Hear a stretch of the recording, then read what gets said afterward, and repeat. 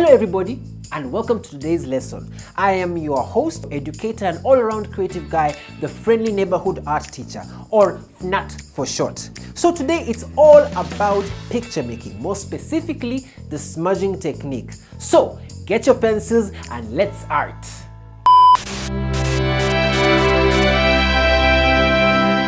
Dear students, let's start by asking ourselves this one and vital question. What is picture making?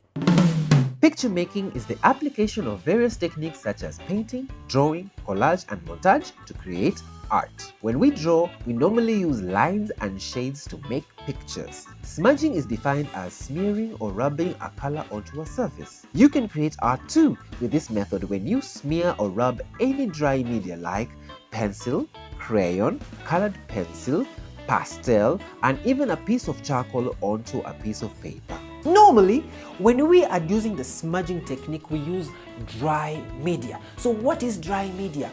This is very simple. Dry media is any media that you use to create art that is dry in nature. That could be a pencil, a colored pencil, crayon, and even a pastel. These are all dry in nature. What is the opposite of dry? Of course, it's wet. So wet media is anything that is liquid in nature, that is ink and paint. If I may ask another question, what is tone? Tone is the lightness and darkness of a color.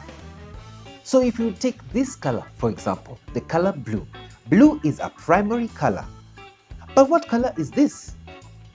Or this? Does that mean these other colors are not blue? That is because this is the light tone of the color blue and this is the dark tone of the color blue.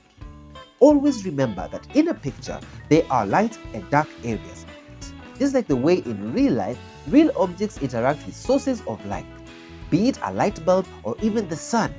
These light and dark areas are dependent on the direction, amount, and intensity of light that hits your subject.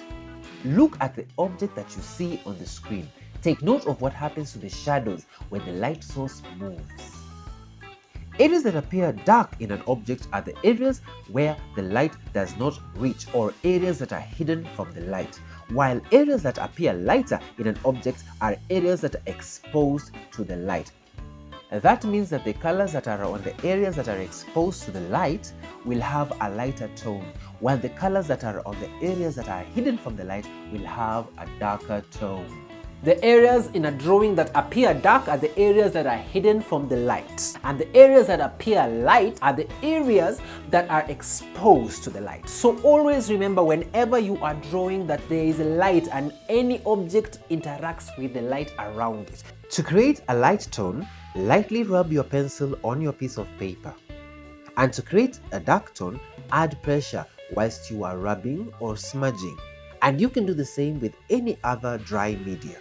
Whenever you want a dark tone when you're using the smudging technique, apply more pressure to your pencil. Always apply pressure to your pencil to achieve a dark tone. So light tone, less pressure, and dark tone, more pressure. Ladies and gentlemen, that concludes our lesson for today. So remember, practice with any dry media you come across. It could be charcoal, it could be a pastel, it could be a colored pencil, it could be anything, any dry media. Practice the smudging techniques. Try and create light tone and dark tone. And remember, if you want a light tone and a dark tone, you know what to do?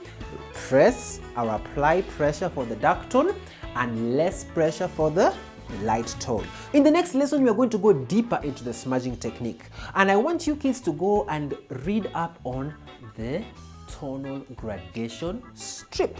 That is what we are going to focus on in the next lesson.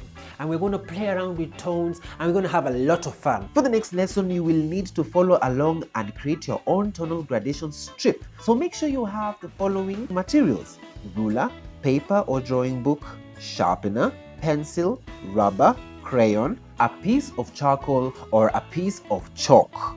As we have come to the end of this lesson, I would like you to remember one vital point. Let your imagination run wild, let it go free, and you will begin to see the beauty of God's creation around you. So, until next time, happy creating.